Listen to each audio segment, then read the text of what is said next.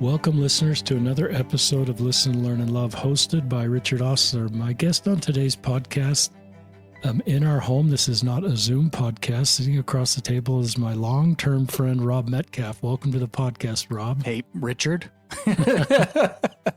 How's it going? Thanks for having me on. It is good. It's great to have you on. And It's good to be here. Rob and I go way back because Rob's parents are dear friends of ours. They've since left our ward, but we're in our ward, and we raised our families together. And so I've known you for a long time, Rob. Currently, Rob is 33. He's a married father of two. And he is professionally a designer. And we'll link to his design site in the show notes, but that's not why he's here on the podcast. Rob is going to talk about really complicated mental health and physical health things that it's not theoretical for Rob, because Rob has walked a really difficult road for a long time with his mental health and also recently with his physical health. And part of his healing process is to produce music. And he's come out with an album called The Road Trip. The name of the group is Town, that he founded with his friend Kyson. And they have released a song, and will release about 10 or 12 songs as part of this album. So whenever you listen to this podcast, some of these songs may be out, some may not. And in the show notes, you can check out where to find the songs. The songs are really powerful and talk about his journey. And our prayer is those of you that are working through tough mental health issues, tough physical health issues, especially those that are kind of long-term, aren't short-term solvable, more chronic ones, and having to deal with that. Rob talks about the real fight sometimes is in the mind. So he's going to be, he is brave and vulnerable and talking about real things, including one of the songs. He's going to talk about his relationship with the church and wondering where God was in his darkest moments. And he's going to talk about suicide. So this is a podcast as a suicide trigger. As often we talk about suicide, because we want more people to stay. Is that okay for an introduction? That's great. I will say the song I really want to focus on today, Good. The only one that's out as of today, is called Forever. And that one talks a lot about anxiety and we're going to dive really deep into that one. But I'm happy to talk about all of the ones that I've written. And Good. then hopefully when someone hears this, and hopefully it's out in 2 months, I would be so stoked. That's great. Yeah. Well, go ahead and just talk. Hey. You're up. Okay, sounds good. Let's see. I think I should start at like the beginning of Good. music, if that's okay. So I grew up in a family, I would say that my mom plays the piano, and grew up in a pretty musical family. My dad's side was pretty musical, but very classical is what I would say, and very church music, which there's nothing wrong with. If that's your style of music, that's great. But when I was young, we lived in Seattle, and my mom, bless her heart, let me pick the instrument I wanted to play, which is so cool. And looking back, I honestly can't believe that she did it. She says that she did it because they couldn't afford a piano, and so it wasn't mandatory.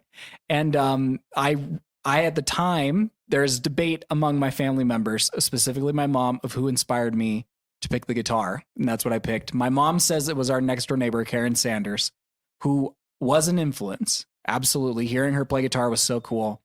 But the real inspiration was AC/DC. In my dad's Honda Prelude, listening to AC/DC loud, awesome. loud as a 5-year-old, and shook me all night long, and not knowing what it means, and hearing Back in Black and all these amazing songs on their Back in Black album. That made me want to play guitar. And so I started with a teacher. His name was Charlie. He's still alive. I haven't talked to him in a long time, but he taught me as a 5-year-old. And I remember my earliest time playing, I played for my kindergarten class. I played Take Me Home Country Roads, which is arguably the greatest song ever written. I'll argue that any day. But that was the start of guitar. I played guitar. Throughout that time, I wasn't really good when I was 5. And I really wasn't that good until I was about, I don't even know, I mean, honestly, some days I'm not really good now, but it depends on the day. But today I was I say I got really into it when I was about 12 or 13. My mom got me an electric guitar, and at that time in my life I was really struggling with really low self-esteem. I had friends. It's funny being here in your house, Richard, because I've been here more times than I could possibly count. Adam is one of my really, really good friends, and he was my first friend from moving back from Seattle to Utah. And Adam and Dallin, we were here so much, and it's so cool to be here again. But at the time, at least in my mind, which is going to be a theme for this whole thing, is I was struggling with friends. I felt like I didn't have people to connect with, and I was just lonely and doing things that I shouldn't have been doing on my own online, and just really struggling. And my mom, again, my mom's amazing. She's amazing. She is so good at being in tune with what I needed. And looking back, there's as I would fight her so hard on the guitar, like constantly. I wasn't like a good student on the guitar. My mom had to force me to practice. Wow. And I would cry and I'd say no. And for whatever reason, she just kept pushing. And she just said she had a feeling that she knew that I could be really good at this, and that it's something that I actually really liked. But was just 5 or 6 or 7. So at that time, also she realized that I was struggling, and we had just bought a boat, and I was really into wakeboarding, which is like, if people don't know, it's like snowboarding behind a boat. And my mom told me that she would buy me a wakeboard if I went off TV, computer, and video games for a year. Wow. Well, for a school year. So that was 8th grade. Or maybe it was, I don't know. I'm pretty positive it was 8th grade. And so in 8th grade, I went off. I never touched it, and I never cheated. I'm a pretty honest dude.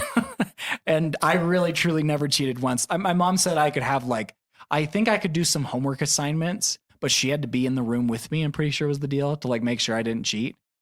And then there was 3 movies I could watch throughout the year, with the family. But that was it. And literally all I did during that time was play guitar. And because I had nothing else to do. And I got really good at guitar in that amount of time. And that was the coolest thing ever, because it changed my confidence. I was just I was so much more confident. And I've learned in life, having one skill helps you be confident and gives you the confidence to try something else, so you can stack and learn more. And being confident gives you the confidence to go talk to people. And guitar really did so much for me. So much for me. I taught in college, and so it gave me money, which was awesome. But it gave me friends, it gave me confidence. And I think that confidence helped me ask out girls, which was great. Which most of them failed until I found my wife, Molly, who's the most amazing human being on planet Earth. And I'm so grateful for that. And so I played throughout my whole life. I taught guitar, like I said, in college. And then here, let me get some water. Sorry. Sore throat. So taught in college. And then after college, I really wanted to make money and figure out my career. And I knew at the time music wasn't going to be my career. I knew I just didn't want to teach anymore. It was hard to make money, and I just was sort of done. Honestly, it wasn't even so much about the money. It was just I was ready for something new. And so, again, going on because I had learned guitar, I had the confidence to go try design, and I started learning design, and I got some jobs, and it's been a really, really good career for me. It's been awesome to make things and help clients and other people with software. And my wife and I, we wanted to have kids. We had a really hard time having kids.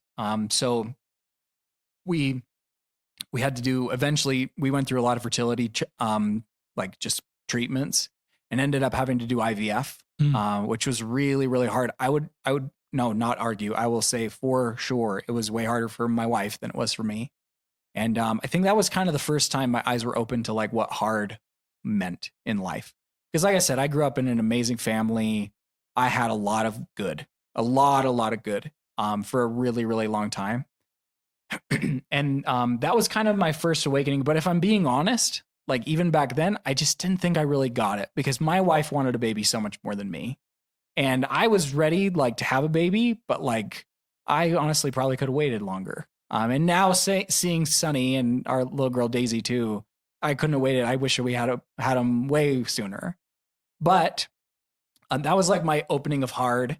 But at the time, yeah, I just was starting to see more, and I was meeting more people and seeing a lot of different things, and just kind of having my eyes opened.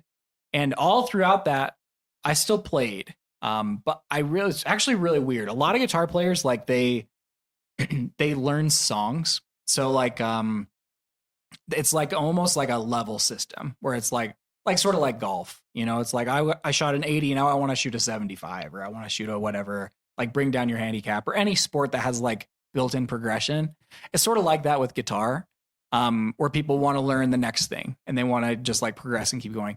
And for whatever reason, I was like that in high school. But I really stopped being like that in after I came home. I went on a mission to Chile. And after I came home from my mission, I played a lot and I was teaching, but I really didn't learn songs. I really only just wrote. That was it. And I have them in my phone. I got an iPhone after coming home. I'm old. I'm 33. So whoever's listening to this who's 20, I didn't know what an iPhone was until I was like 20 something. But you can see like from here, these are my voice notes, and Richard can see this, but that's going back until 2000. When did I get this? 2013. June 2013 is when I came over my mission. And I'm pretty sure within 3 days of coming home, I was writing song. So I just had this as a tool of just like record it. And it was never like, let's write a finished song. It was really like these ideas would just come and I just put them in my phone. And it was almost like, it's weird. I feel like, and I'm not sure of all the listeners who are LDS or who's not. Can I ask that? Like, do we know that? We don't know that. Okay, we don't know that. We think most are tied to the LDS Church in one way or another. Well, I'm just going to go ahead and assume no one is, because I think that's safer. That's great. I don't know if you felt this in your life, but there are times in my life where I just have a feeling and I feel like I should do something. And it's honestly hard to explain. And in the LDS Church, we call that obviously the Spirit. But like for me, I don't know why, but I just had this feeling every time I would get an idea for a song, record it. And so I'd record it, and never a whole song, rarely a whole song. Usually like most of these are like 30 seconds to 3 minutes, and it would just be an idea. And I would just get them down. And there were some that I really liked. If you go back to 2013, I would never let anyone inside my phone because they're terrible. But every once in a while, I'd get something where it's like, ooh, that's really cool to play, and I'm gonna use that. But I never had like the intention of like, I mean, I probably did have the intention of doing something with them, but like it's not like I had a goal written on my like whiteboard or whatever, if I had a whiteboard, but like not on my wall being like, I'm gonna write an album, I'm gonna write 3 songs a day. That's just not how it worked for me. It was just like very natural, just to have an idea come to me and just write it. And I did that from when I was 20, from 2013 until I still do it today. I wrote like 3 songs yesterday. So, wow. But along that time, I would write, like I performed a couple of them. Like I wrote a song for my wife when we got married, and I performed it. I wrote a song for my dad that I actually love. I don't think we've heard it in a long time, but I played that for his birthday. So I'd like perform on occasion, but never really showed anyone like the real songs. Cause there were songs I knew where I was like, I love this. This is so good. And I just never felt comfortable sharing with anyone except for my wife, Molly. She listened to almost all of them. And probably not even almost all of them, but every once in a while, like I said, I'd have a good one and I'd be like, Malls, you got to hear this. Like, what do you think? And she always said she loved it. Bless her heart. Most of them probably weren't that great, but it's all good. But she was so nice and supportive. So throughout that time, I'd been doing music. I was really liking it, and I was doing design.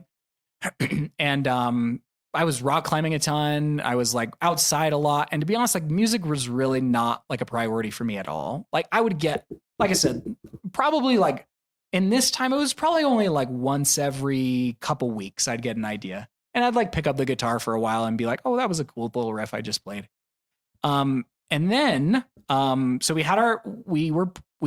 my wife got pregnant. We had our baby in, which was a miracle. We did IVF, like I said, to get pregnant, which is so hard. And anyone who's going through that or knows someone who's going through that, go text them and tell them they're doing a great job and give them a hug, and don't pressure people to have babies, because holy crap, it's very annoying when you're not, it's hard. And yeah. So anyway, that's one just Surgeon General's announcement for today. But we had our baby miraculously. Her name's Sunny, and she's a doll. She was really small when she was born, which we kind of knew would happen with the IVF. And I remember the very first time. So during that time, like I said, I was a big climber, big backcountry skier, like a lot of outdoor sports. And I told myself like I couldn't do those sports, not because I was worried I was going to die. I was just didn't want to like break my arm or sprain an ankle or something while my wife was in labor and like have a cast at the hospital and look like a total idiot. So I really didn't do a ton. I was working and like kind of focusing on that, but like I wasn't doing a lot of other stuff and like outdoors, and I really wasn't exercising a lot. So I didn't know what my body was like. But I remember the very first time I felt pain, well, not in my life, but pain related to this story, is we were at the hospital and my wife was trying to go natural. And to everyone out there who's trying to do that, good for you, but you shouldn't do it. It's really hard. That's spoken from a man, so take that with a grain of salt. But my wife was trying to go natural, and the nurses or the midwives there were telling me to like push on her hips and like push for a long time. And I remember doing it and I couldn't do it. And it just hurt. Like my hands hurt just pushing on her hips. And I honestly didn't think much about it because we were about to have a baby. So I was just more consumed with the fact that I was about to be a dad. But I thought that was weird. And our baby was born. She was great. We had some crazy experience. I had some really crazy experiences in the first 2 weeks that maybe we'll talk about another time when I write a song about them. But we like a month or so after my wife had our baby, she was like, you should go climbing. Like you need to go climbing, like get out and have fun. So I went climbing with my friend Brad, and we went to American Fork Canyon. I will never forget this ever. And we were climbing really easy stuff because it was in the spring. It was like May or something like that. And we were climbing easy climbs. And I remember I was halfway up a climb that I knew that I could do. And my hands just stopped working. Like they just turned into like, they were locked up. Like my fingers, like were in a ball. Like it was really hard to open and close my fingers, like make a fist. I couldn't, like when you're climbing, you get really, it's called pumped. I just was so pumped. I couldn't get it to calm down. And I thought, oh, I'm just out of shape. But then I did an even easier climb next to that one. And the same thing happened. And my buddy tries the same climb. And he's like, dude, something's wrong with you. Like, I know you, you're better than this. Something's wrong. And so I just thought it was an overuse injury. And looking back, it wasn't, because I hadn't climbed in a long time. But so I took a long time off, and my dad is an orthopedic surgeon, and I asked him a lot for help, and, was like, hey, what's going on? He's like, oh, you probably just had like a sprain or something from a long time ago. Just like rest. So I rested for a long time and then tried to go climbing again. And same thing, just could not make a fist, like got super pumped, couldn't like open carabiners. Like it was really, really weird.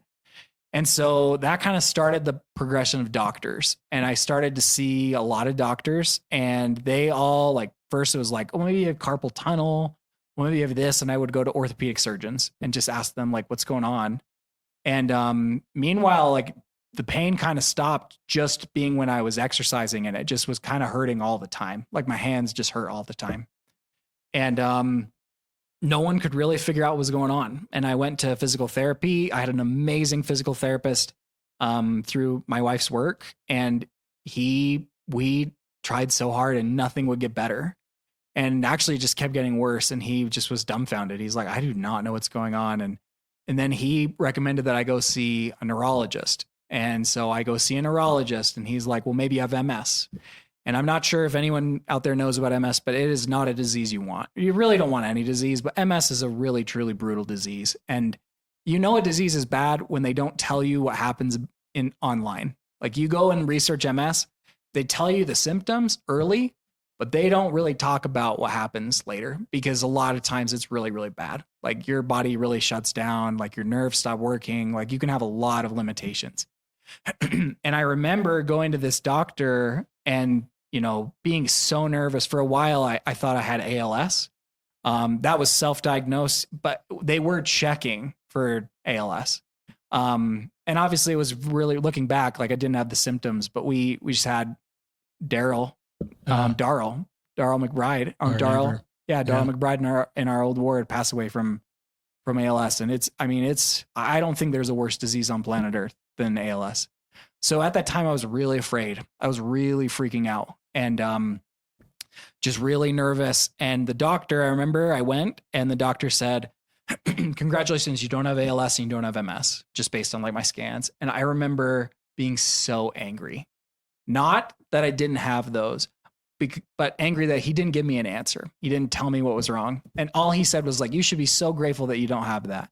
And I remember leaving that appointment and just punching my steering wheel for like a minute, just yelling, just screaming, being so angry because I had been through 6 months of pain and I had nothing. Like I had no answers. And so then I got to see another doctor. I'd go to I call them non-doctors, like medicine men. And they tried, bless their hearts. And there are definitely things that they can help with. But for me, they just couldn't help. I went to chiropractors. I went to basically anyone who would see me. And, they all kind of had different theories of what was going on. For a while, I got massages, just thinking that would help. Didn't help at all. And meanwhile, the pain kind of started progressing throughout my body. It wasn't just in my hands anymore. By the time I went to the neurologist, it was really serious in my neck. That was probably the worst and probably still is the worst today. Just my neck hurt constantly. Like I just been in a car accident, but every single day. And it just kept getting worse and worse and worse. And I couldn't climb. So that winter I went snowboarding a bunch and truly thank God that it was the best winter we've ever had in Utah's history. Like Alta got like 900 inches or something. And it was so fun to just escape in the mountains and be able to do those things that I kind of had done, but I couldn't climb, but I could still snowboard. And it was so fun. And I had a really good winter. And, at that point I was in pain hiking. Like I wasn't feeling good, but I could still do stuff. And then, my wife and I, bless my wife's heart. She let me, spend way too much money on a stretching clinic in California. I mean, this was like Hail Mary. We just had no idea what was going on. Just trying to find anything that would help. And I'd stretch for like 2 hours a day. And for like a month, I sort of felt better. And I was like, I bought a bike in that time, which I, looking back, shouldn't have done. But I was just like hopeful for the first time in a very long time. And then and this is crazy, it got worse. And so that was summer of 2023. The pain moved to my hips in addition to my neck and my hands. And at this point, it's just constant pain. And then around that time, one of my doctors, his name is Dr. Obayashi. He's in Roy. If anyone's looking for a really good primary care doctor, he is the best.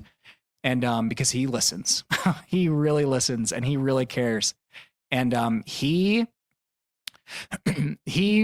at the time we were doing so many blood tests. I mean, we were talking like blood tests where I would call the people and they wouldn't even know what the blood test was. Like he would have to call them and specifically say, this is what the test is in order for like blood test to go through. And like, we're like 1 in a million chance diseases that we were testing for. We just couldn't figure out anything. And then he ran this, like, I don't even know what it was exactly, but he ran one thing that was like a general autoimmune marker. And that came back like slightly abnormal, not even like absurdly abnormal. And he told me to go see a rheumatologist. And I'm so grateful. My friend Jake Sangster worked at Intermountain. And months before he recommended, I asked him, like, I don't even know how this happened, but I just asked him, like, hey, dude, I think I might need to see a rheumatologist. Who should I see? And he texted me back and is like, dude, I asked everyone I knew, and they said the best person is Dr. Lee. And so I call up Dr. Lee. She has a private clinic in Murray. And usually a rheumatologist, I talked to someone else and it was going to be like 6 months to get in or 5 months or something. and Dr. Lee could see me in like 2 weeks, and it was cash pay. It was super expensive, but I was super desperate and needed help. And so I went to see her, and that was like the first time in a really long time I had hope, because in 40 minutes, she knew exactly what was wrong with me. And she diagnosed me with what's called ankylosing spondylitis.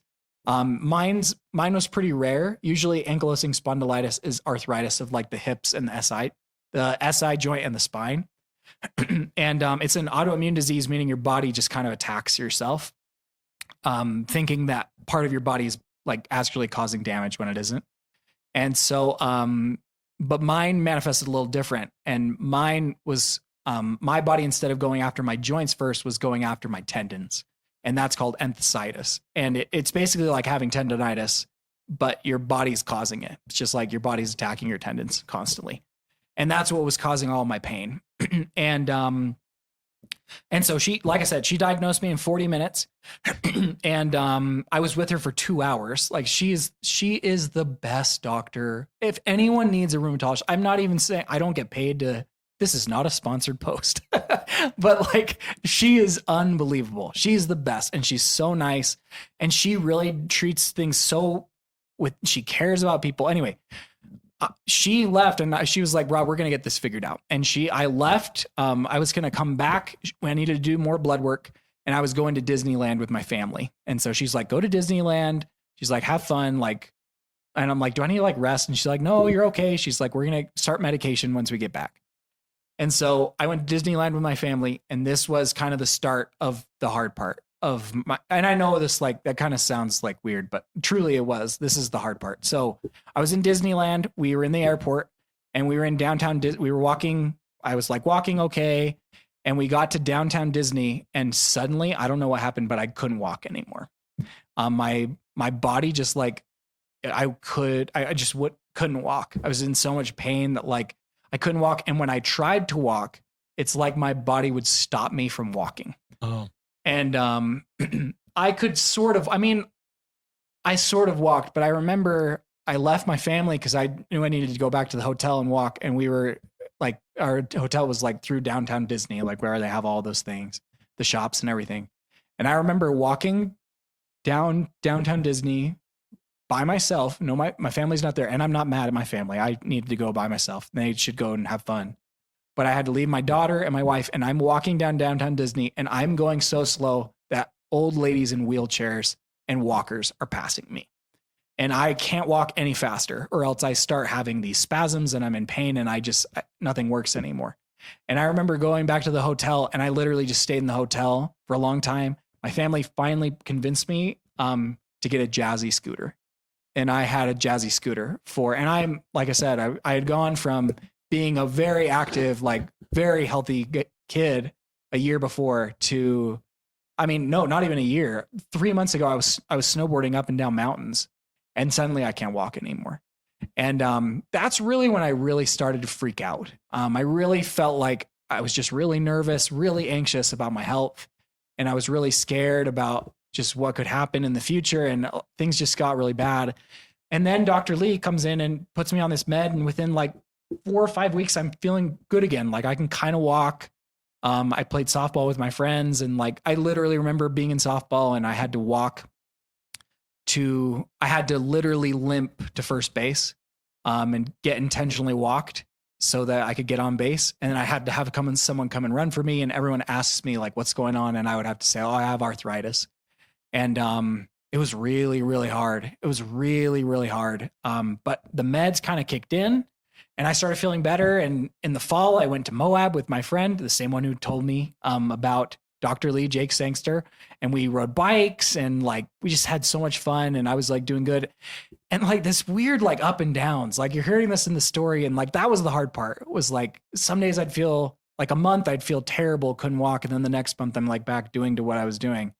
And so I was on this med, and the thing about to talk to people who have these diseases, one of the best ways, or really truly like kind of the only way that's like been scientifically proven to help with AS and other autoimmune diseases, are drugs called biologics. And a lot of times they're shots, but sometimes they're pills.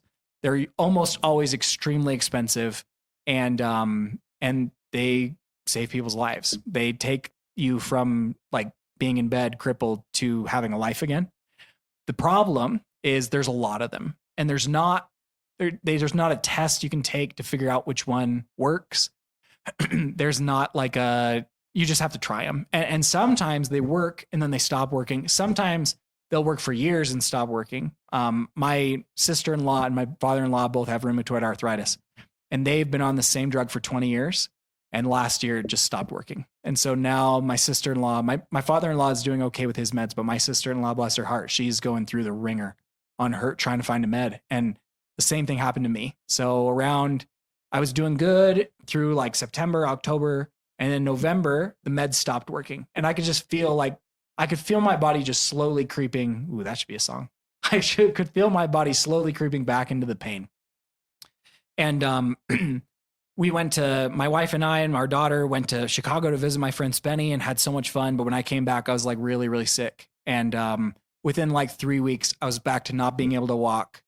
And it was like the pain was back in my knees. It was in obviously my hips, my neck, but my knees, my hips, my neck, my hands, my arms, my feet, especially my Achilles, like heel region. And just like not even the worst pain I've ever felt. I've been sick before and like had worse pain, but for people who don't know chronic pain, it's like a 2 out of 10 chronically is really, really hard. Just because you have to deal with it every day and it's annoying and it wears on you. And I can honestly say like my pain around that time was like a 7 out of 10. Wow. And it's even hard it's honestly, Richard, it's weird to like say that out loud because it's like, I almost don't believe that. Like I think about that and I'm like, no, it wasn't. You were just being a wimp. But a couple weeks ago, I had like a little flare come up and it was bad. And it was like, yeah, 7 out of 10. You're just so uncomfortable. And it was brutal. It was so brutal. And so around that time, I was just in bed alone all the time. And I remember being that's a kind of around the time throughout all that time, I was doing okay mentally, but around that time's really when I started really struggling mentally. And like I said, I was really anxious and I would constantly look up symptoms of like, and how to fix them. I would try and like scour Reddit to figure out like what other people had done to get relief. I was trying anything I could to get relief from my pain. And I found some things, but like most things didn't help and just was really, really in a bad mental state, believing and truly like just losing hope that this would ever get better. And just kind of like feeling like I needed to accept the fact that I was just going to be sick for the rest of my life. And that's around the time, that was December of 2023. That's really when just things tanked for me. I was really struggling, like very depressed, very anxious. And I have other stories I can tell throughout that time, but I think that's probably better for when I write a song about them. But so throughout that winter was really, really tough, really, really tough. And I was just anxious, super anxious all the time. And I started having these really weird, like very weird physical symptoms that no one could really understand. The first one was my body. I was in the shower, or maybe I was swimming with my daughter. Can't remember where I was, but my body went totally numb head to toe. Just like in an instant, just like that. And just like I think it lasted, this time it lasted for like 3 days. So I like went to the ER. They like tried to do tests on me and whatever, and like couldn't find anything.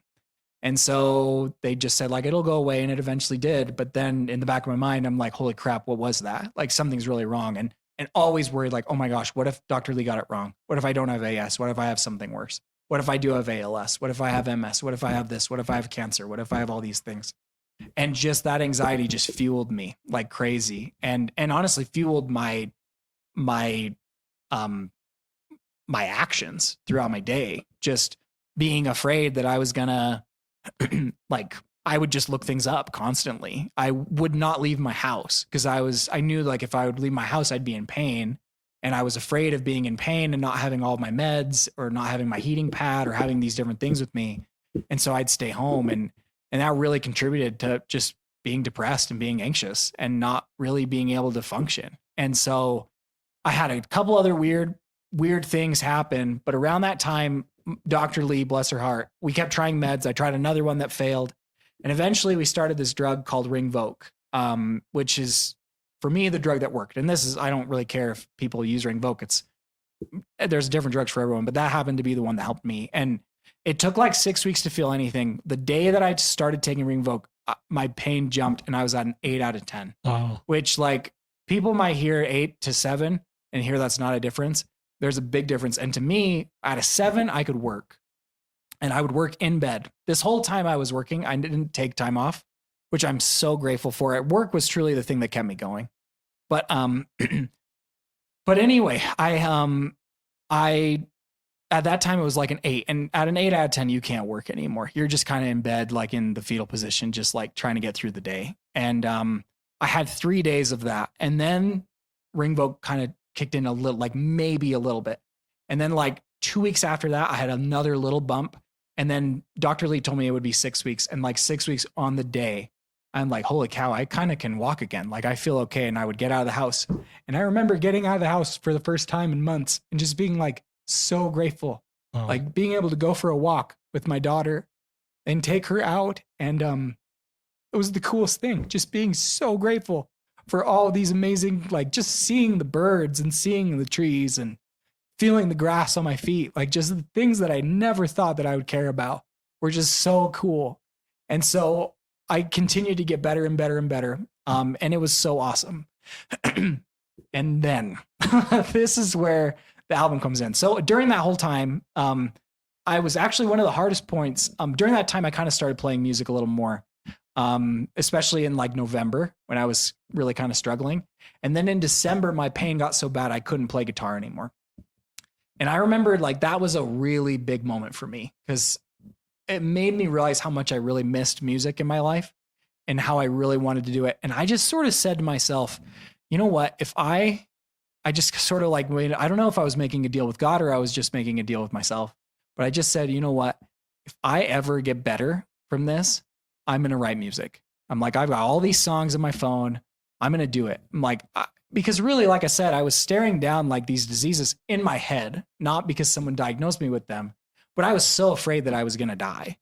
And it was sort of like a bucket list type thing where I was like, oh, if I were to die tomorrow, I wouldn't regret much, but I would regret not making music. And so at that time I started getting better. And I started to play more, but my mental health, I was telling Richard, before we talked about this, I feel like during that time, and maybe some people can relate to this, I felt like my progression of my disease started in my body, physical, but then went to my mental health and then went to my spiritual health. And I think I should comment on that before, if that's okay. During that time in like, December, January of 2020, 2023, 2024, like the early parts of 2024, when I was really struggling mentally, I was so angry at God. So angry. I've never been a really big swearer. In fact, I had never sworn in my life until I was like 22. And even that one came out on accident. But like around that time, I started swearing more, and particularly at God, if I'm just being honest. I was really, really mad at God, really, really mad at him. Not so much because I had the disease. I mean, obviously, look, of course I was. Like, it would be sick if I didn't have AS, but like I did. But I was mostly mad because I felt like he wasn't there anymore.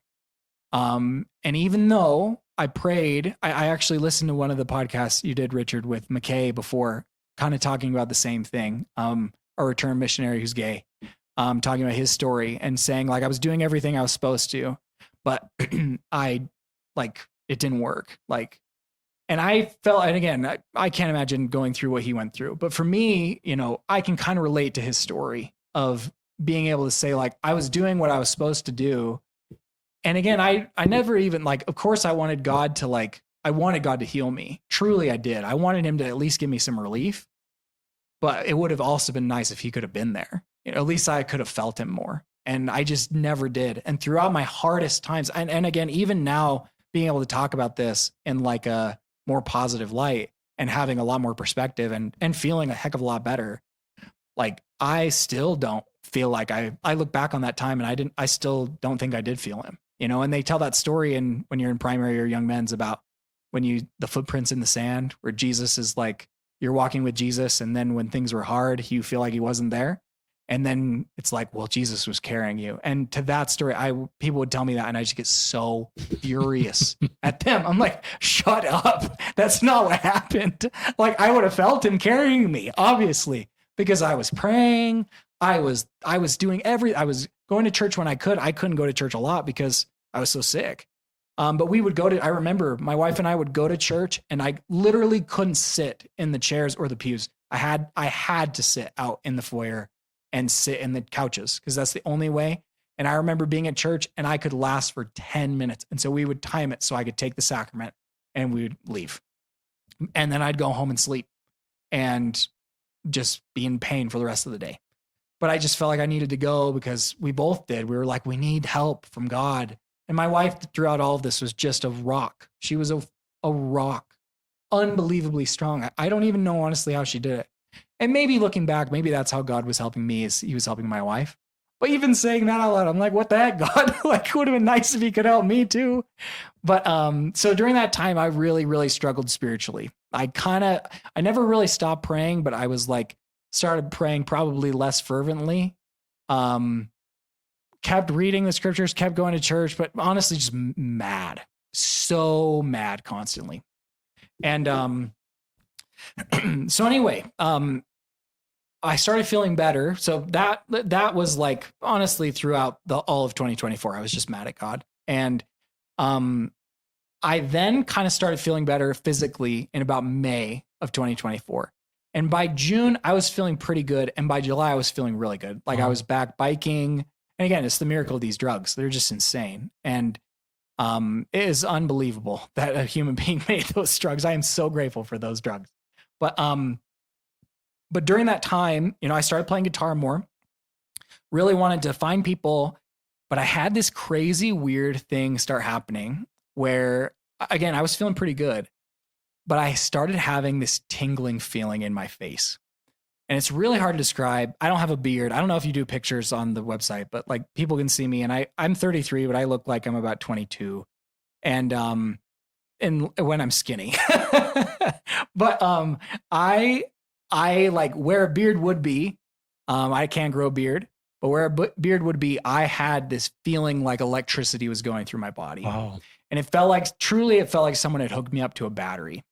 And that caused me so much anxiety, so like untold amount anxiety. I would think about it constantly. And it truly was 24/7 for a long time. And then after a while, I think I should say it felt like it was 24/7. And then I was going to a therapist at the time who's amazing. And I would tell him about it. And he's like, well, is it always? And I'd be like, well, yeah, no, it is always. And then I really think about it. I'm like, well, when I'm on my bike, it doesn't happen. Or when I'm actively climbing on the wall, or when I'm playing with my daughter at the pool, like, yeah, it doesn't happen. But then once I get out, it happens again. And they're like, And my wife and my dad and this therapist were just amazingly wise.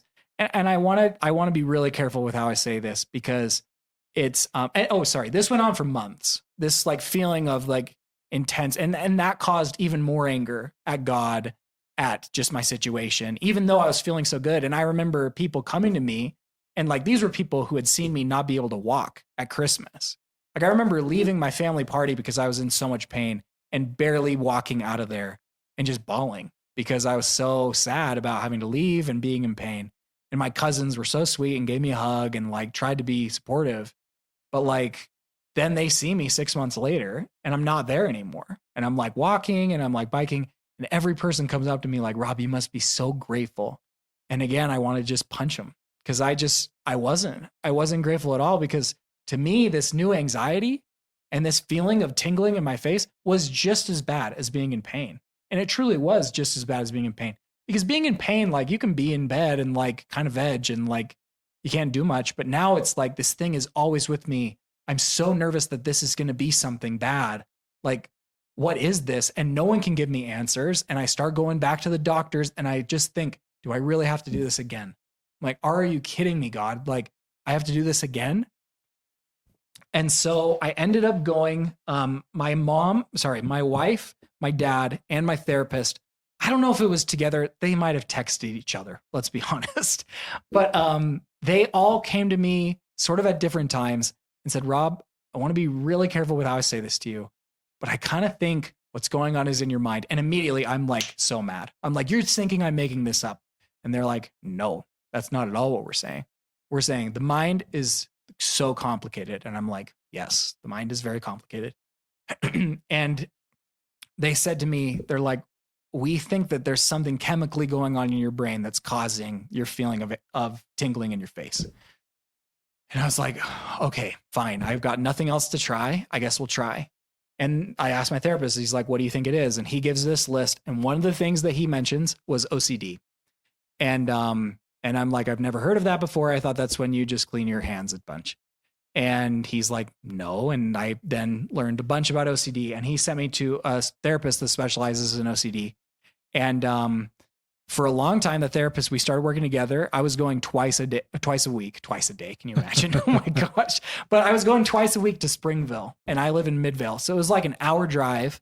And then I'd be there for an hour and then an hour and a half drive home because of traffic. And like, it was my whole day. Like I could barely work. I mean, I was still trying to work, but like, it was really, really hard to get everything done. But I just was like, okay, I guess I'm going to try this. And in the beginning, he was pretty apprehensive, thinking that this tingling feeling in my face, because the way I described it, it felt like something that was wrong. And like, honestly, MS kept coming up. So he's like, I think you should go see this doctor. So I go back to my doctor, we get another MRI, and he's like, I can't find anything. So I'm like, okay, I guess this is not in my brain. I mean, it's not like something like you can see that can be fixed with surgery or meds. So he's like, I guess we're just going to keep going on this anxiety training. And therapy, just in case people were wondering about OCD is not just you're washing your hands. Usually OCD is in your brain.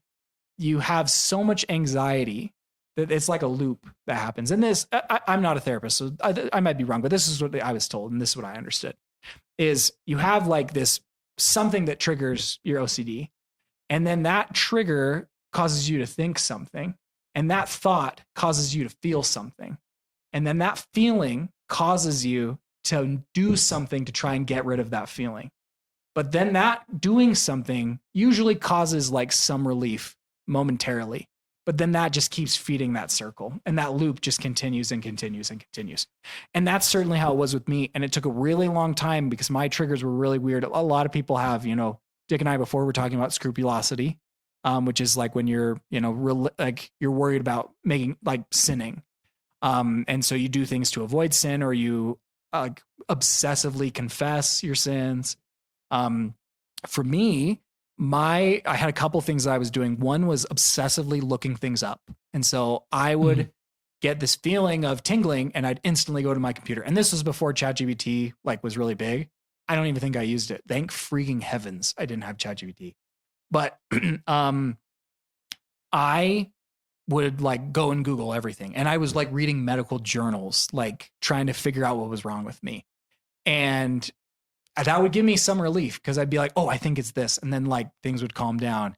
And then I would just get another symptom and I'd look it up and it just continued the cycle. And so my therapist was like, you can't do this anymore. You have to stop. And anyway, that whole thing, this is a long story, but that whole process, we started doing therapy where it was exposure therapy. Yeah. So he would tell me I want you to go and for me, it was a lot in my head because the big thing I was worried about is that I was going to die. And that's really when we kind of unburied everything, it was I was so nervous I was going to die that I would just obsessively look things up because then I wouldn't die. And so I started this therapy thing where he would tell me to tell myself I'm dying. And I had to repeat it over and over, for 30 seconds or 45 seconds or a minute or something. Just I'm dying. And then he'd have me say, I feel like I'm dying. And then he'd have me say, I feel like I'm dying and that's okay. Or I feel like I'm dying and it'll get better. It'll go away. because really what he wanted to train me is like to train my brain that these feelings were feelings. They weren't actually anything going wrong.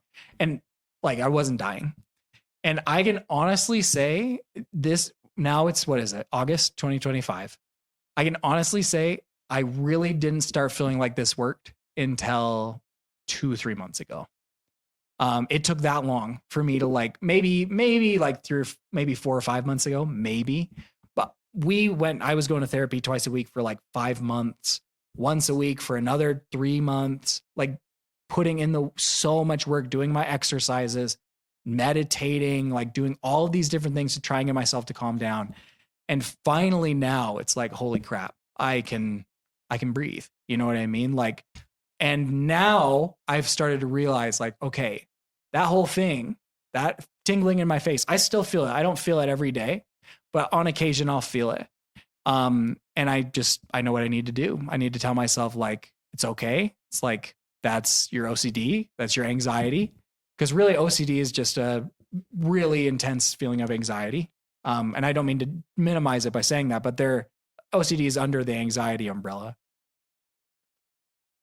And and now I've just learned a lot of coping mechanisms that have really helped a lot.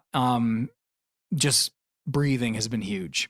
Breathe, like just 4 in, 4 out. Like Andrew Huberman talks about like 4 in, hold, 4 out, hold for 4. Like there's a lot of different techniques that you can do, but breathing has been huge. Meditation has been huge. And I can honestly say music has been huge. So now I think we'll just turn it to music.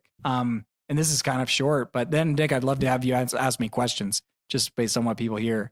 And then I'd love to dive into the music. But so throughout all that time, that feeling of I was writing constantly. And the writing, I was telling Dick before, it's weird. I feel like the writing is a lot like the OCD therapy. It's like work. It's not really like, everyone asks me like, oh, you're a musician, that must be so therapeutic. I'm like, you do not know how I write. It's not therapeutic. It's really hard. Because you want you have these songs and you believe in them. And you don't want them to suck. You want to tell a story that's like real and connects with people. And that was, for me, that's what it took. Like it took like starting to go through all these things to start writing about them. And it was hard in the beginning when I started the album. Like I said, I started getting better in like June, but I didn't really start working on the album until I met my friend Kyson, who's my drummer in my band. The band again is Town. And Kyson is amazing. He's an amazing friend, an amazing drummer, like a just psycho drummer, and a very good musician, honestly a real artist. And he's helped me a ton. And I met him in August. It was so cool meeting him. We met on a band dating website called Band Mix. And it's like they have profiles and everything. It really is like band dating. It's so funny. But he hit me up based on just what I had written in my profile about what we wanted to do with the music. And I just kind of said in the profile, like, I want to write real music. I want to make one album and I want to play one killer show. That's like kind of the big thing that we wanted to do. And so we started working on this album in August or September, and we were putting in a lot of work to make demos, and we made like 23 different demos. So that's like, just a demo is like a version of a song that's not done. It's like I don't even know how to describe it. Like just a super ghetto version of a song, where the parts are kind of there, like this chord structure's there, the melody is usually there, but like not lyrics, not final parts, nothing like that. And our demos were pretty, like looking back, pretty bad. We didn't have a lot of great equipment in the beginning, but like we just would make, like that was our goal, to just make. And then eventually we started trying to find a producer, and we found, or a mixing engineer. We found one. His name's Marcus, and we started going to the studio. We went to the studio in Provo called June Audio. I walked past Brandon Flowers of the Killers in the hall. It was the coolest thing ever. The Killers are one of my favorite bands ever. But we just had so much fun making this music, and did a lot. I mean, put in a lot of work. We recorded the drums first. A lot of people ask about this. It's just me and Kyson in the band. And so when you record an album like that, you record each part individually and then you layer them on top. So you first do drums if a song has drums. And so we went to the studio and Kyson did all of his drums in a day. And we finished the drums, and And then I started working, and I was putting in like 40-hour weeks for like 4 months or something, Wow. working on this album. But honestly, at the time, it was great because I needed something to put my mind into, because I was still really struggling with my mental health and really trying to get better. And that was that was this year where we started. And then we finished this first song. The first song we released is Forever. And the reason I told that big long story, all of the songs, and Richard, I'd love to hear you ask me questions, but then I'd love to dive into the songs. All of the songs are about things that happened during that time. There's a song called Ready Then that's about my experiencing kind of what I talked about with my physical health and being stuck in bed and just thinking, when I get better, basically saying be ready because when you get better, it's going to be awesome. And I wrote a song about just not being able to take it anymore. They called How Much More Can I Take? I wrote a song about let's see. I can pull the list, but the main one I wanted to talk about is the Forever is our first single that's out right now on Spotify. And that's the one that Richard heard. And when he heard it, invited me kindly on this podcast. But that song Forever is about my experience with OCD and that feeling of tingling in my face. And feeling like it's never going to end. And honestly, I told Richard this in the beginning, I feel like a lot of these fights, like any fight you go through in your life is pretty similar. Like a physical fight and a mental fight, they kind of share a lot of similarities, and they're both hard and they both require you to get through it. And they always feel like it's going to last forever. And so for me, all of them really did, but that song Forever, it talks about that specifically. So Richard, I don't know if you have any questions. That's the main story. By the way, right now I'm doing really good, feeling really good, mentally feeling a lot better. And way less mad at God. Very grateful. So sorry for the long spiel. Well, this is what we like on this podcast, Rob, is just people telling their stories, and your story has a lot of different layers. You're a very good communicator. Well, You're a thanks. very good storyteller. These are the kind of things I wrote down, and then we can, which you regular listeners know, I love this story about being angry at God. I remember 10 years ago working with YSAs that were angry at God. And at first I wanted to tell them not to be angry at God. And then I just sat on that for a while, and I thought, I think God can handle that.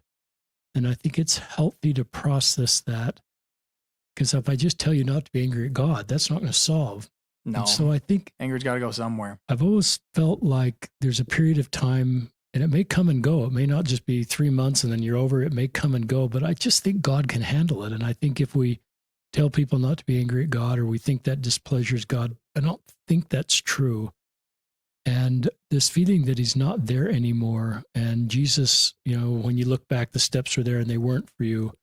It just helps all of us to be able to say better things. We want to say the right thing, but we realize sometimes we just have never thought about it through your lens. And so that's one of the gifts of your story, is helping us all say better things. What do you mean better things? Well, like when you were better and you came out of that cousin party and people said you were better. Oh, yeah. And that wasn't really helpful for you. Mm-hmm. Yeah, no, it wasn't. And I thought, as you were saying, I thought, what could be a better thing to say? And I thought, open-ended questions, not inferring anything, and maybe it's hard in a quick pass in exchange, but yeah. And it needs to be a safe environment, but it makes me want to ask open-ended questions, be a safe person for you to really be honest how you feel. Yeah. Versus, because it helps me keep my sort of emotionally safe, thinking you are better, and this is past, so I don't have to deal. Yeah. Versus being present for the reality of your life. Mm-hmm.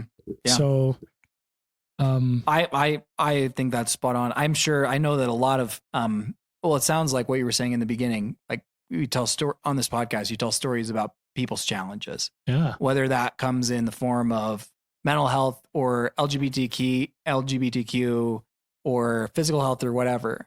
And I think I've just learned, especially through that experience, usually what people want to hear, at least what I wanted to hear during that time, was that sucks. I'm sorry. And you don't got to fix it, because really looking back, it's there's nothing anyone could do. Especially with my arthritis. Technically, someone probably could have helped me with my OCD at the time, but like you got to be freaking smart and you got to be a therapist to like even know what OCD is or how to treat it, because OCD treatment is very counterintuitive. You would think, oh, I should just keep doing these things in order to fix it, but really you have to like, or I should avoid these things, but really like you need to kind of confront your demon and like go up to it and like realize that it's not as scary as you thought it was, or it's not going to control you as much as you thought it was, which is hard and extremely counterintuitive. So I feel like, yeah, looking back, it's like when people, especially with God, I feel like that was actually, it's interesting you bring that up. That was kind of the place where people would say, I feel like I was sick enough where people would not say like, at least you're not this. People would tell my wife that when we were pregnant, like when we were trying to get pregnant, they'd be like, well, at least you have this, at least you have this. And it's just infuriating. It's so infuriating. And I know it comes from a place of like wanting to do something, but not being vulnerable enough to be able to sit with the pain, which is scary. And again, I don't really even fault those people. I wish they would wise up and like not, but like they're trying, they're doing their best. But for me, looking back on that, I was so sick. Like I was in bed, I couldn't walk. No one's like, well, at least at least you're alive. I think some people did. But honestly, if someone would have done that, I would have killed him. Like I would have straight up punched him. I mean, I was pretty weak at the time, so it probably wouldn't have done much, but I would have been really angry. And no one really did that with my physical health. But people did a lot with my mental health, not knowing at all that I was really struggling with my mental health because I really didn't share that much with many people.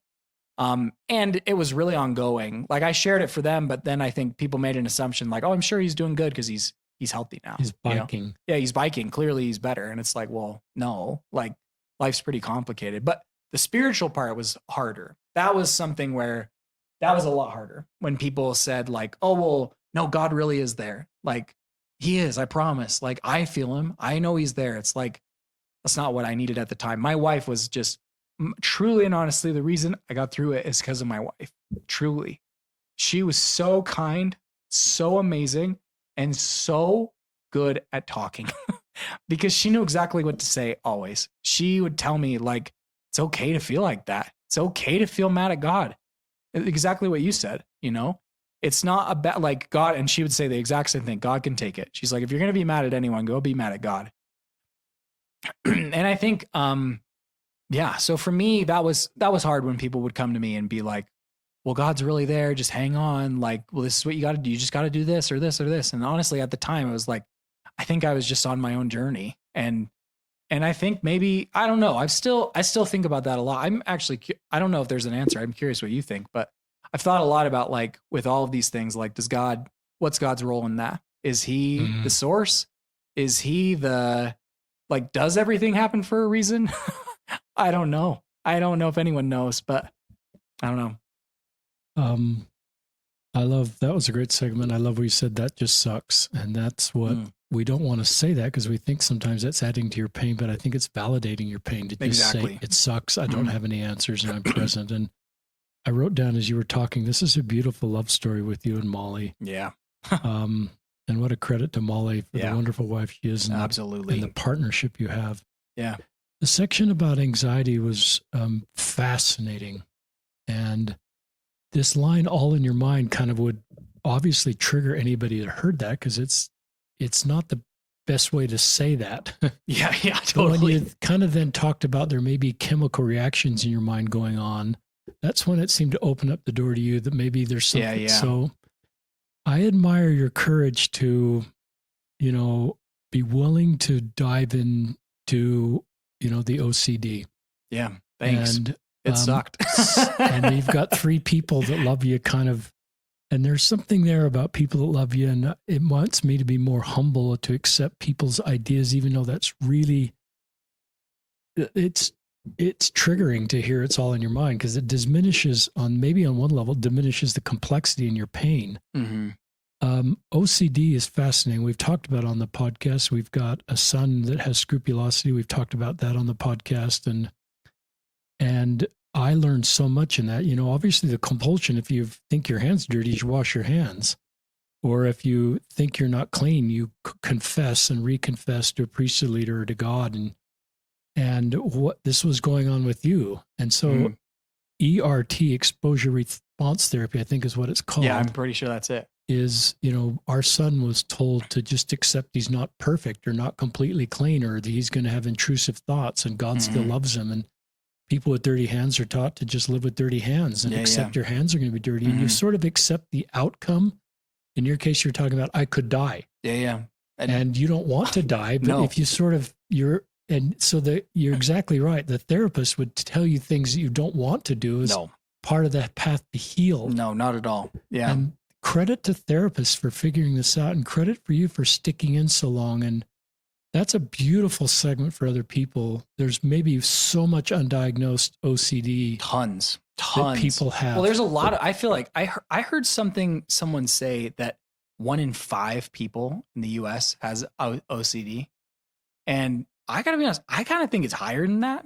I feel like, especially given the time that we live in, like, and especially with social media, I'm not a huge social media guy, for that reason, because it very much triggers my anxiety. And, I respect that people want to do it. And I'm a little more on it for my band, for town, but, I don't check it I can't have it on my phone. I can't have it on, like, I have to block it most of the time. And because it feeds into that. So I feel like, especially now, I feel like there's so much anxiety going on that, like I said, OCD is like a part of anxiety. And honestly, I think I've learned from therapy, it's rarely like a diagnosis. I went to therapy yesterday. I'll be dead honest. My therapist was talking about how, and again, I also want to say, for all those people who aren't in therapy or thinks therapy sucks, that's fine too. It's not for you. It's not for everyone. Certainly not for everyone, and not for everyone at every time. You know what I mean? But yesterday was really cool. We were talking about that exact thing, about diagnosing.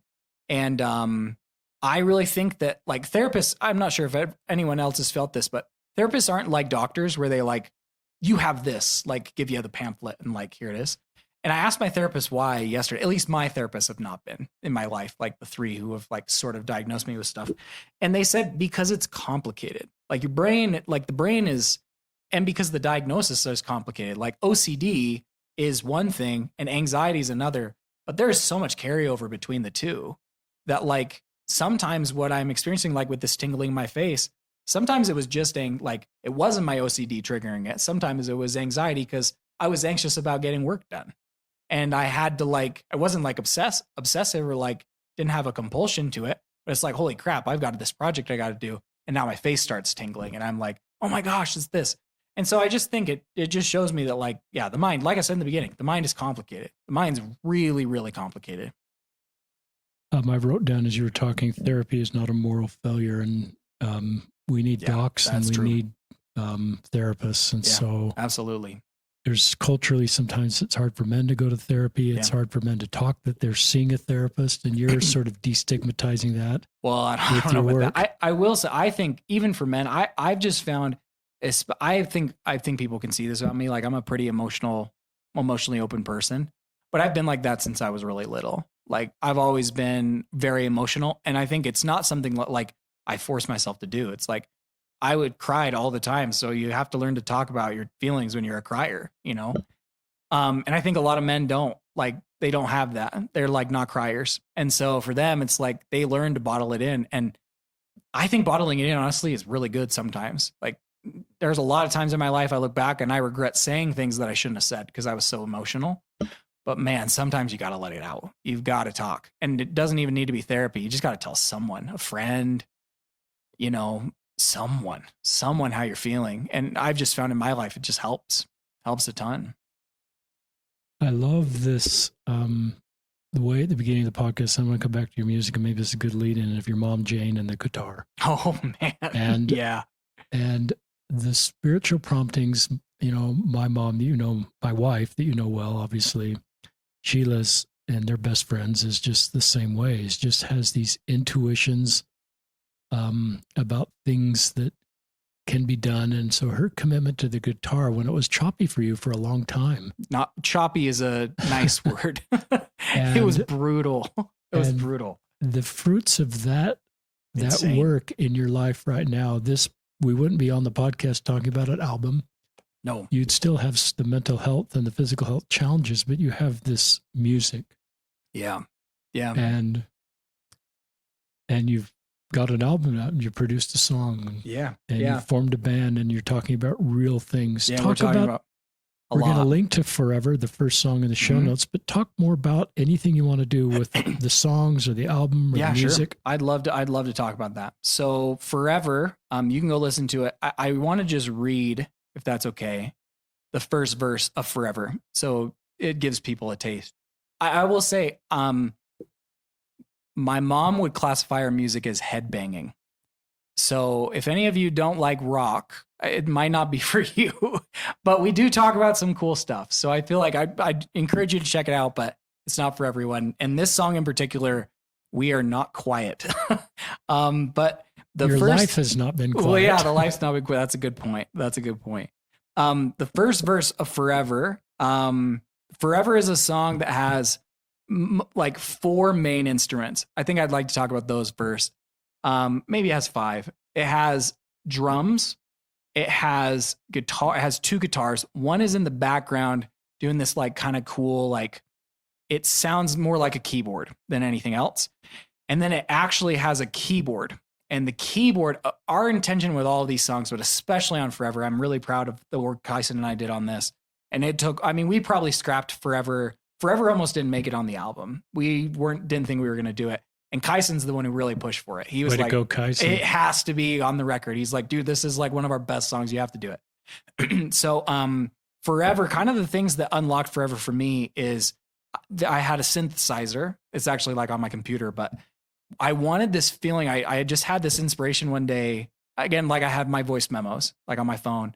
And a lot of times I write down like just lyrics or melodies, but sometimes I write down parts. And I just had this one idea for Forever. I just felt like anxiety was this feeling that was very persistent. And that tingling in my face was like this, like a constant. And so I worked I probably spent 5 hours just picking the synth sound on that. And it's just, and it just feels like anxiety, at least to me.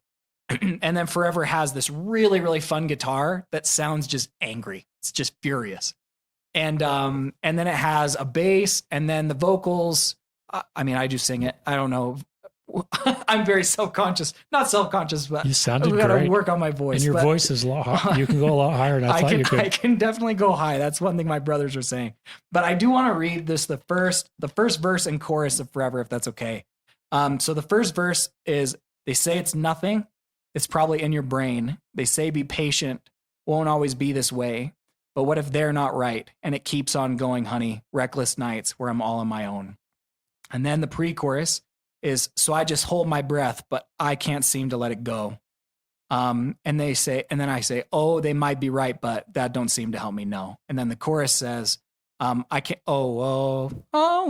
man, that's not even high enough, huh? It's high. It's really high. Oh, that was bad. But then it says, I can't stay like this forever. Did they really say forever? I can't stay like this forever. Did they really mean forever? And so that's really just like, that is me directly talking about my experience. When I talk about I'm talking about my therapist. When I talk about like, I just hold my breath, that's literally what I would do in order to get like, that's why I was so struggling. And that's why I said one of my biggest coping mechanisms is breath, is breathing and getting my breath moving. When I talk about reckless nights, there were so many nights where my wife was worried about me because she knew I was really struggling. And I'd just go be alone in the studio and just jam, or in the nights where I was in pain, just sitting on my own, being in pain. And then I had so many people say, we talked about it, but say it's nothing. It's probably in your brain. And that's more of like a tongue in cheek way of saying what they really said. But no, it's lyrically a song that I'm so proud of. I'm so proud of the way it figured out. And I will tell you this, just kind of a last note, and then I want to talk about the rest of the songs, but I talked a lot about spiritual, and how my progression of my disease and really my like just trials in my life, specifically with arthritis or AS, have been first spiritual, physical, and then mental, and then spiritual. And it went in that order. And I have found that it got better in that same order. meaning that first I got better physically, and then it took a really long time for me to get better mentally. And then it took even longer. And if I'm being honest, I still have a lot of questions for the big guy upstairs, but I'm in a lot better place. And when I pray, I really believe he's listening. And I think a big part of that is the music is, just, I can't explain. I've told this to so many people, and I really I'm dead serious. I have tons of people. I texted everyone on my phone, about the album. 504 people I sent texts over the last 2 weeks. Just every day I'd just be out there sending messages in my office. That's awesome. And it's been so fun hearing the responses of people. We had like 1,000 people listen to it, but like, it's been really fun. And I hope a lot of you will go and listen to the songs. Cause I really hope you'll like them. I hope they can resonate with you. But, in texting all those people, you know, I've gotten some really cool responses, really, really cool responses about people saying that it hits. And actually, if I can share one, please, is Ben yesterday. Richard's son, Ben, I texted him. We're going to talk about a lot of things. And, he texted me back and he said, Robbie's like, I love this. And he said, he's like, you're writing music about real things is what he said. And it just really meant the entire world to me. But for me, writing all this music and getting the praise, that's been great. But like, it's been so cool to feel like God is a part of the music, because I can explain how to write a song to anyone in the world. I could explain it to you right now. It would take me like an hour. So we're not going to do it.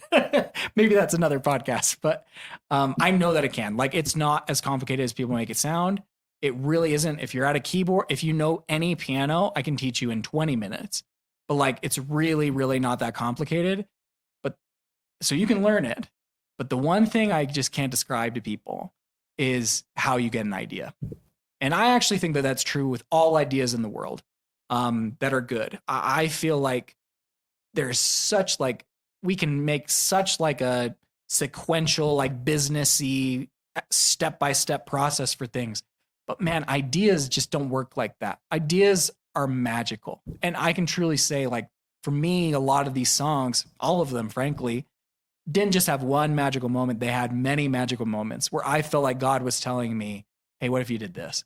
Or I've heard the phrase from someone, I was a co-creator with God. And I loved that. I'd love to put God's name on Spotify and say, like, he helped me, because I really believe he did. And if I'm being honest, that also leads to like even more questions, as most things in life do. Like, okay, if God's really doing this, then if it doesn't work, what happens? Like, if tons of people don't listen to this, like, there's a lot of weird things that come on with that. But like, it's just been really cool to feel God's influence in my life through the music and through just getting these crazy ideas. And I'm really excited. I will tell people this is not our last album.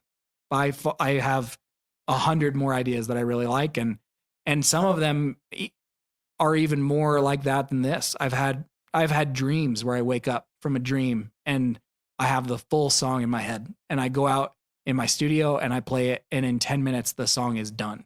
And it's like magic. It really is like magic. It's one of the coolest experiences ever. And to me, the only way I can really describe it that makes sense is that God's helping me write them. So it's been really cool. It's been really, really healing, that part of it. Writing the music is hard. Writing music is work, but it's been cool to see that. You know, this, you teach a really good principle here, of writing ideas down. And so I could see your phone in these voice memos or these recording memos. And so that's a kind of a really wonderful principle that Rob is sharing with us here, is in this idea that that ideas are from God. But I've had those come and go and I can't remember them. So your ability, totally. Then I think you get better at it as a musician. 100%. And so your ability to crank out a song like that because of an idea, I think that's a beautiful example on acting on a gift and a skill and building it.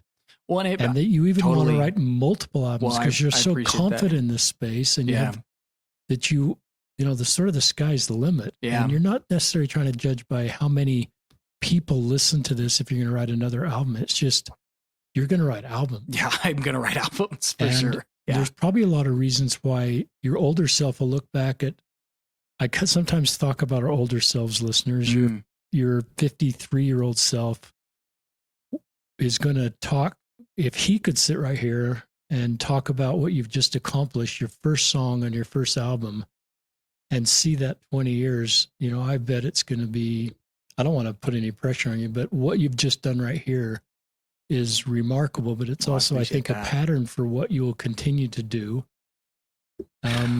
And it helps motivate other people to be able to do the same thing. I've thought, just think about how many, and again, I'm not saying like I have this great work of art. I really love what we've made. It's really been fun. But I know like from texting people, it has helped people, like even just a little bit. Talk about some of the other songs. We probably need to wrap up, even though.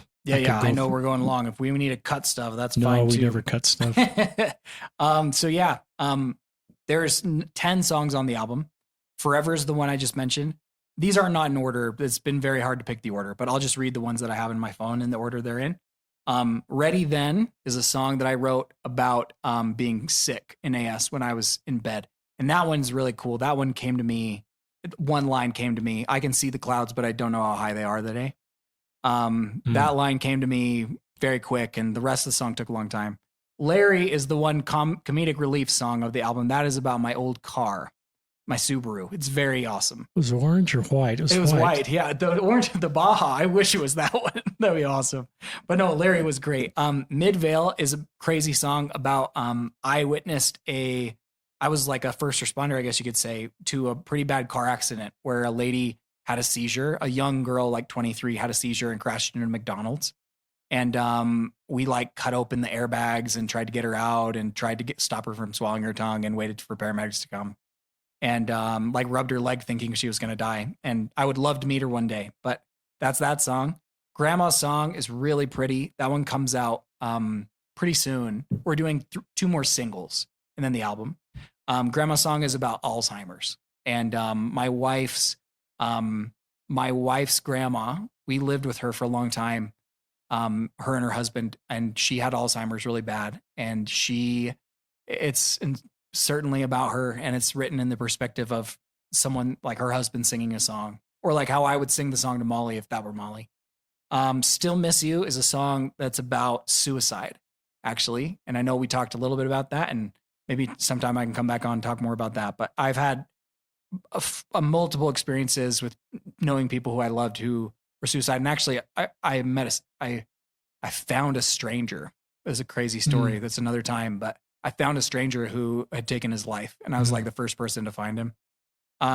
So I've dealt with suicide quite a bit, and this song is about specifically one of my friends who I used to work with who passed away from suicide, but was originally written about a couple of family members I've had who have taken their life, and it's a sad song, but I hope it gives people hope. Los Angeles is a song about divorce, about someone I really care about who's divorced. And How Much More Can I Take is another song that's a banger, like goes so hard. So is Los Angeles. But How Much More Can I Take is about just how much more can I take of like pain, suffering, anxiety. All I Need Is You is a love song. That's about my wife, Molly. And then the last one is called Give It Up, that I'll mention. Give It Up is a song about my relationship with God and the church through all of this. I'd say more God than the church. It's about God and about my struggles with not feeling him, like I talked about. And it doesn't really, that one, I really hope that hits with people. That's the people who've listened. There's a few people who listen to the whole album, and a lot of people have liked that one. So I hope that people like that one too. Talk about suicide. If I don't know how much of this thought came into your brain, but in your darkest days, did you think suicide's the answer? Oh yeah. For a long time. What would you say? I figured that. Yeah. You're obviously here, so that didn't happen. Talk to others that are, they're just, the pain is just so intense, and these chronic situations that you're on with AS and OCD. Just talk to people that are in really long-term chronic situations that wonder, I'm just so tired. What would you say to your younger self? What do you say to yourself on your darkest days? What do you say to those people? So I will say I am writing a song about this. It's not done. but it's called stay. And I think that message is really important. You should stay, because I felt the same thing. I felt like things were never going to get ever any better. I felt like I was going to be sick for the rest of my life. And then when that got better, I felt like I was going to have anxiety for the rest of my life, and my face was going to be tingling, and I'd have all these weird symptoms. And I felt like nothing was going to get better. And I think what I would say to those people is what my wife said to me. She said to me, your worst moments are not the time to make your biggest decisions. Wow. She didn't say that exactly. I'm not going to lie. That came out great. I'm stoked, but she said basically that to me. And, and that helped me a ton. That helped me stay in the church. She really talked a lot about that with the church. She'd just say, Rob, it's not the time to make any decisions with the church. It's like, wait until you're feeling better. She's like, things could be a lot better. And I would argue there is always something you can do to help. Always. And that was something I realized. You need to find the people who can help you. Like, you cannot, like, if I look back on all these things, I could have done none of this on my own. If I would have done this on my own, I would have killed myself, truly, because Dr. Lee helped me get better. Like, without her, I don't know where I would be. All of my therapists helped me get better. My wife helped me get better. If you take away all those people, I'm not even like, I just didn't work hard enough to do this on my own.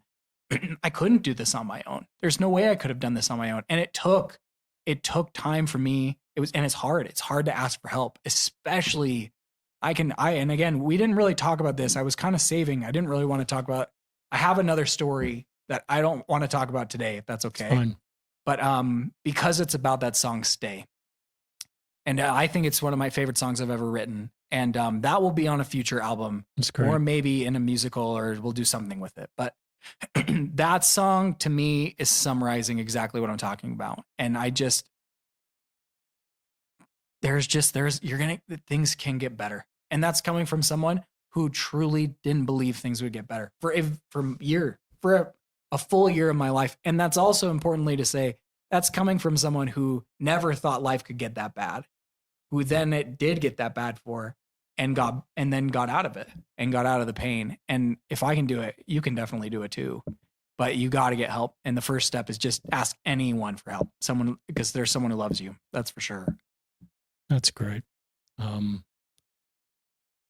Respect for you, Rob, for who you are and the road you've walked. And this isn't all theory, this is, real stuff through personal experience. And I read this quote at every 5 or 10 podcast listeners. And this is one of my favorite folk, Jake Watts, who's an older guy at Cottonwood High School. I think he's older than you, but you may know the Watts family. He gave me this quote when I started the podcast, and it really, Henry Norman talks about the wounded healer. And so you're the wounded healer, Rob. A minister's service will not be perceived as authentic unless it comes from a heart wounded by the suffering about which he speaks. The great illusion of leadership is to think others can be led of a desert by someone who's never been there. Wow. That's a song. That's a song. That's a song. But I don't know God's role, if he caused you to have all this stuff or it's part of mortality. That's a great question, but I do know you're the wounded healer. Oh, I appreciate that. That means a lot. And that means a lot, Richard. I really appreciate that. Maybe so much purpose in your life is happening already, but your 53-year-old self will see this more as your ability to heal other people through your music and through your story. I appreciate that a lot. I really do. That really means a lot. Because you know these deserts. You've walked. I know a few of them. These brutal deserts, and you can give hope to others. And it's one of the greatest gifts you can give to others is peace and hope. And I've got big tears in my eyes. I haven't walked the deserts you've walked. But I'm so grateful that you're alive. This is a beautiful love story. I love your parents. Your grandfather was my mission president, Ellis Ivory. That's right. Who's alive. It's weird for me to be 64 and have my mission president alive. I feel like I'm the same age as him now, but I love your family, love your parents, love all your siblings, love you, Rob. Love you too. And listeners, check out the show notes because all the stuff we've talked about will be in the show notes. Any social media that Rob gives me, any way to find these songs and continue to check out these songs, because this album isn't out. The other singles haven't been released, but they will be. And for those of you that are walking a really tough road, this is hopefully a podcast. The principles scale to other roads, other deserts, so to speak. Even you mentioned one of our gay guests that you listened to, just that principles apply to Rob's story to all of us as we're walking unique roads. And we just pray for you and hope this has been helpful to you, and encourage you to share this episode with other people. It's one of the greatest gifts that we can give to each other, is the gifts Rob's giving us, hope and peace. And I feel like saying like at the end of a talk, but I won't do that. But this is my friend Rob Metcalf. I got to tell a story, because when you were on your mission, I didn't do this with any of your siblings. I'm so glad. I was actually going to. The first morning you were gone, because I'm a runner, I would run by your house and just salute your house like a military.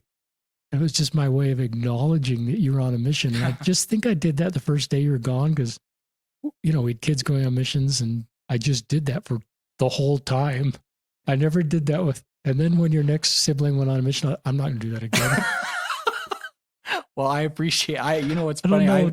I thought about that a lot. Have I ever told you that? I guess I have. Yeah, I think Sheila did, but it's one of my favorite things. It's the weirdest thing. I love it. I think it's so cool. Just my way of paying homage to you. I appreciate recognize you in Chile. I'm going to give you the salute right now. I really appreciate it. And then I was on a long distance run a couple weeks ago. Right. I was coming out of the canyon on a long, long run, just gassed, and you looked great on your bike and turned around and talked to me. Of course. And of course, it was just great. So anyway, this is Rob Metcalf and Richard Osler signing off on another episode. Thanks, Richard. Love.